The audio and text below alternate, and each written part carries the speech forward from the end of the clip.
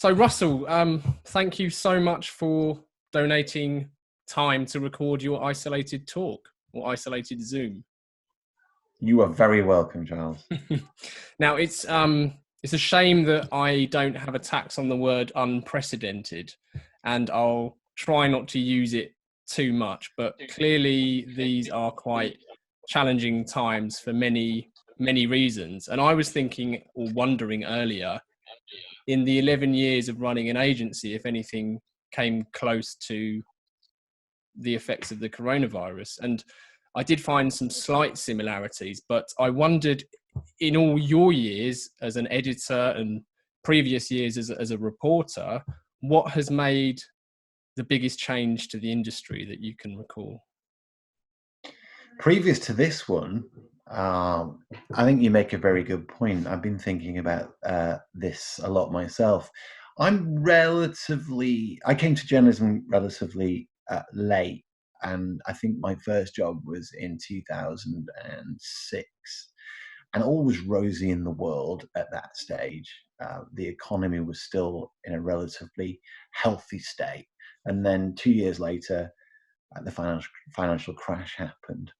And that had a very immediate, very dramatic impact on the health, the economic wealth of the UK and indeed the world. And I had only just started at Marketing Week when that happened. And that obviously had a very dramatic impact and a very long-lasting impact on marketing in terms of a quest for efficiency over effectiveness and the greater prominence of data-driven and performance marketing over brand marketing. I think that's a very long-tail impact of the financial crash, but that played itself out over quite a long period of time. Now, I'm not clever enough to work out how long the impact of what we're going through now will last, but I'm pretty sure in many and more profound ways, in terms of the way that we just go about business, it will have a deep impact. Whether or not that impact will last beyond the next few months, I don't know, but it's certainly going to have an impact. Yeah, it's refreshing as well when you hear people say they just don't know what will happen. Obviously, people love to. I've got a clue. That's the thing. Yeah, there's a great talk, funny enough, Rory Sutherland's talk that he's kindly donated for this initiative is actually calling on people to be a bit awkward when returning to work as a positive, since he's realized, or lots of people have realized, they can be surprisingly productive when they're working remotely. Not to mention, for many, the improved working conditions, the lack of a commute perhaps, and an early start. So are there any positives that we can take out of the past few weeks, or anything you've experienced? I don't necessarily agree with Rory in that regard, actually. I feel significantly less productive, but maybe that says more about me than anybody else. I don't enjoy this. I don't enjoy working from home. That's not because I don't love my home and my family. I like the punctuation that traveling to work offers you. I like the change of rhythm. I like cycling, so I miss that. I like when I do get on public transport the opportunity to read a book or listen to some music, and everything sort of merges into one. So I'm not sure I'm not comfortable with this working from home thing. So that's not better, but maybe that does say more about me than anybody. Well, I'm me, because I'm with you 100% there, Russell. In fact, I'm one of the few people, it seems, that don't actually enjoy Zoom calls in general. I think maybe it's a psychological thing. And I mentioned this to someone yesterday, that as soon as I'm looking at a screen and there's someone talking to me, my brain thinks that I'm being entertained as if I was watching TV, and it just completely drops. And I don't listen to then engage. I listen to be entertained. So if I zone out at any point, that's likely why. I'll call you on it if I notice that you are. But you know what?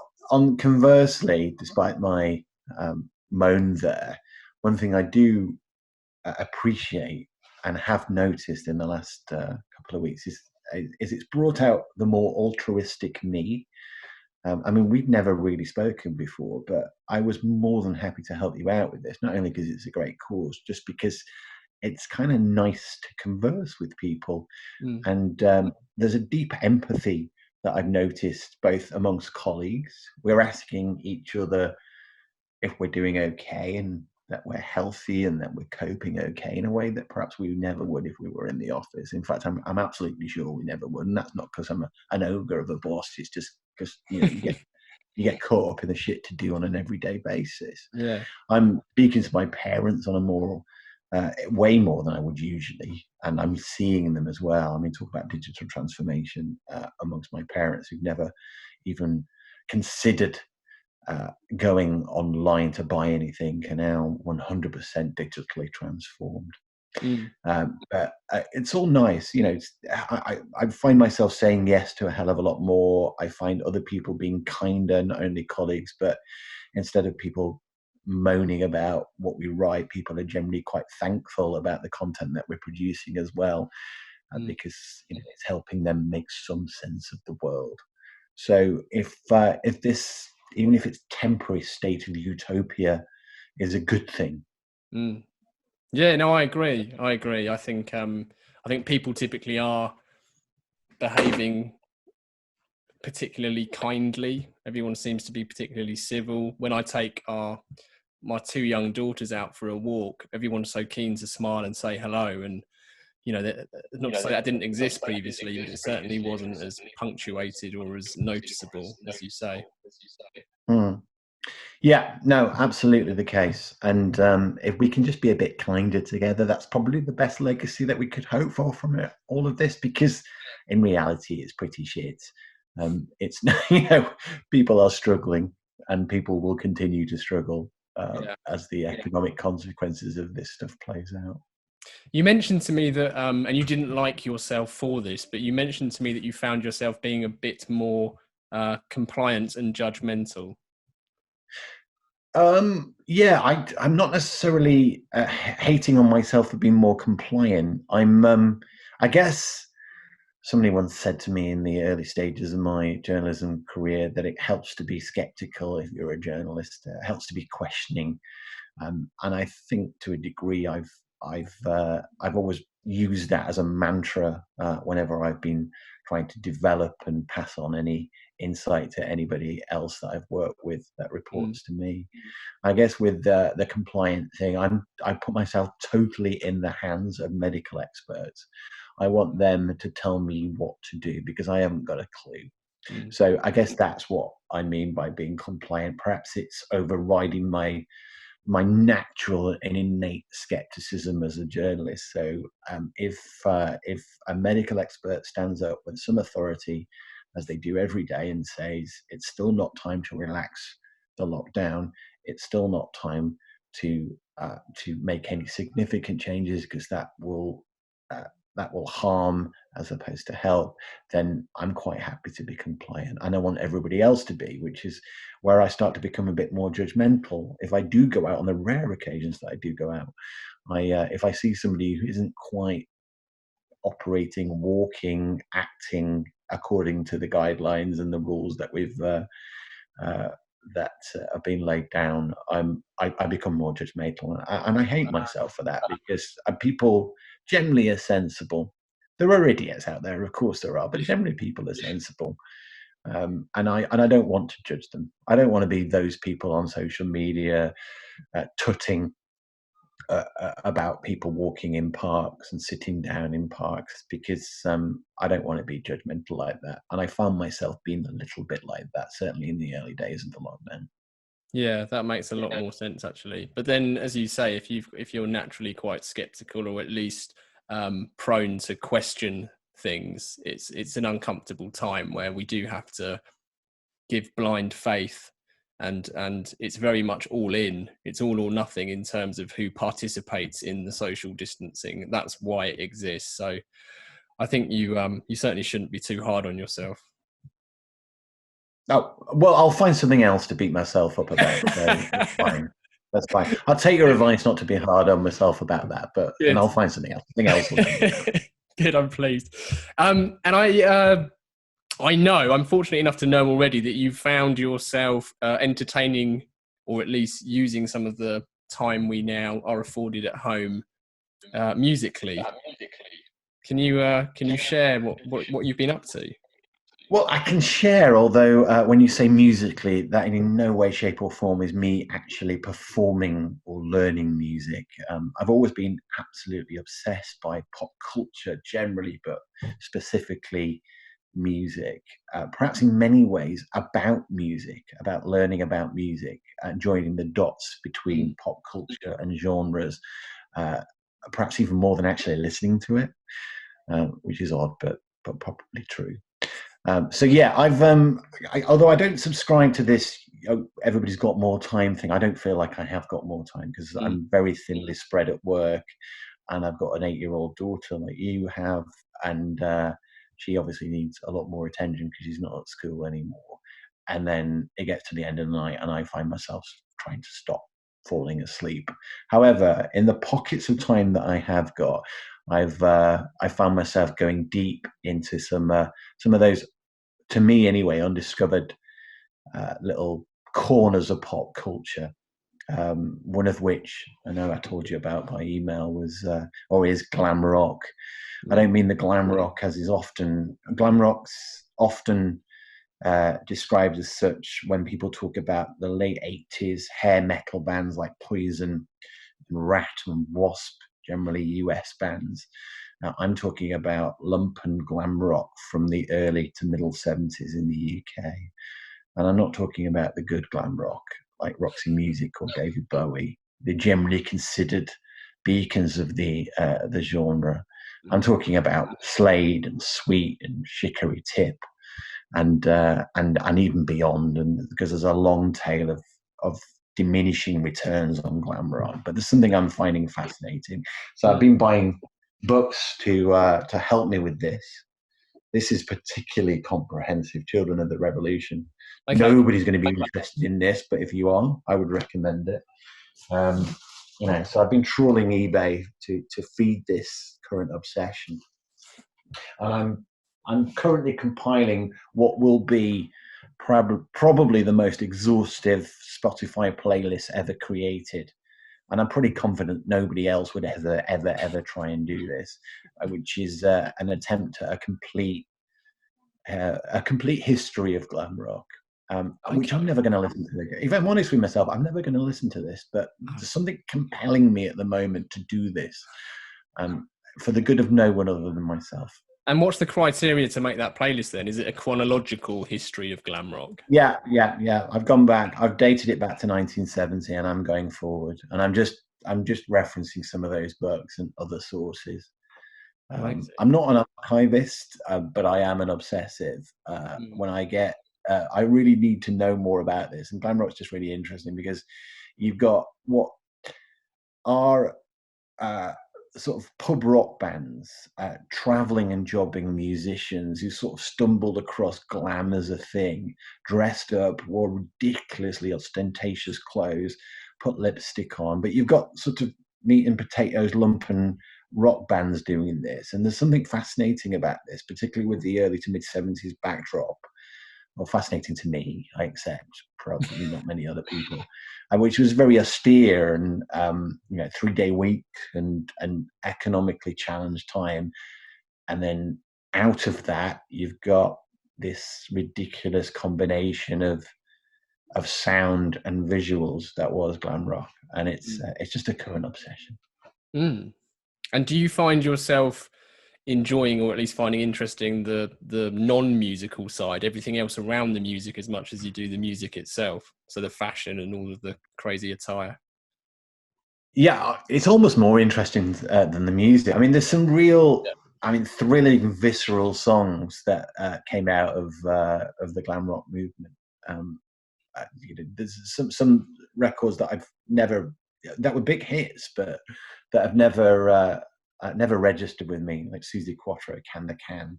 Anybody listening or watching this, listen to that. It's absolutely thrilling. Or Alvin Stardust, My Cuckoo, an immense record. Nobody's ever used immense to describe Alvin Stardust. I think I'm the first in doing so. However, I am more interested in how these bands came to be, because, as I say, a lot of them were around forever and were just sort of drifting from genre to genre and fashion to fashion, and then went all in on glam because for about 3 years it was pop music. It was Top of the Pops. It was pop culture in the UK. And I suppose it very much exists either side of the time it was pop culture. It would kind of, yeah. I mean, most of it has been lost to history, and probably rightfully so, because a lot of it was awful. But there's a lot that people still point to, and as I say, it's not necessarily your Bowie and T-Rex, but the songs of Slade and Sweet, etc., are still staples of radio somewhere, someplace. Amazing. And are you likely, I don't mean to put you on the spot, but are you likely to share the playlist with other people so that if there are indeed other people out there interested, they can listen to It's a work in progress, but of course, yeah. Fantastic. I do. It's one of the few developments in digital that I wholeheartedly applaud is streaming and Spotify in particular, because I no shortage of avenues that I can disappear down and playlists that I can create out of it. Yeah. And I like to share. So is there a timeline on this playlist being completed, or is it just because do you need to see an end line? You talked about getting obsessive, not necessarily into archiving, but are you giving yourself a set time, or can you see the finish line through it? Well, I'm only currently as far as 1972, so I reckon by most people's standards of when glam really started to fizzle out, which was the early days of punk, I've got at least 4 more years. So this is going to take me a little while yet. Okay. So, but the thing is, it's not like I wasn't doing this kind of ridiculous activity before lockdown, so I've got plenty of time. Can you share at least one more ridiculous activity that you did before this? And that's not ridiculous enough. I just want to know how similar. I can, Giles. I can share many. It's often said about when people feel challenged, feel lost, feel confused, they resort to their past and they disappear in the comfort blanket of nostalgia, and I do that. I don't know if you're, or indeed anybody watching, is aware, but every Thursday and Friday, sometimes just Thursday, BBC 4 show Top of the Pops repeats, and they show them chronologically. So they're up to 1989. So I'm 47 years old. So 1989 was right there at my most formative of teenage years. So it's very resonant. So I'm watching Top of the Pops, which is kind of unfiltered pop culture. So you get the good bits of late 80s. We're just about to come up with the likes of Happy Mondays and Stone Roses and the things that people still remember fondly today. But in the meantime, you've got the worst of Stock Aitken and Waterman, and you've got some of the worst of sort of post-house explosion pop culture co-option of that kind of movement.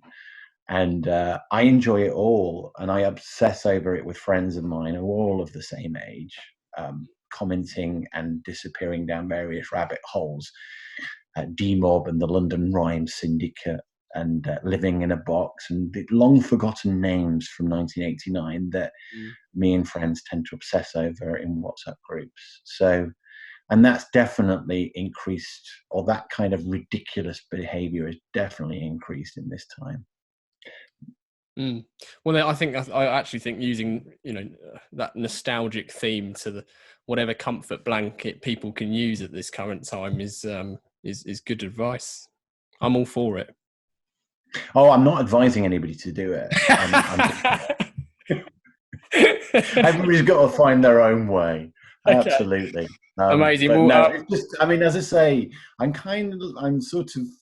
on the verge of this. It's just gotten, I don't know, better or worse. I don't know whether or not somebody would judge it as pejorative or positive. I'm not sure. But clearly you've got a group of aging men with bald heads who have got more time on their hands and just end up talking about music from what 30 odd years ago. So yeah, we've all got a little bit more time to reflect on happier, halcyon days.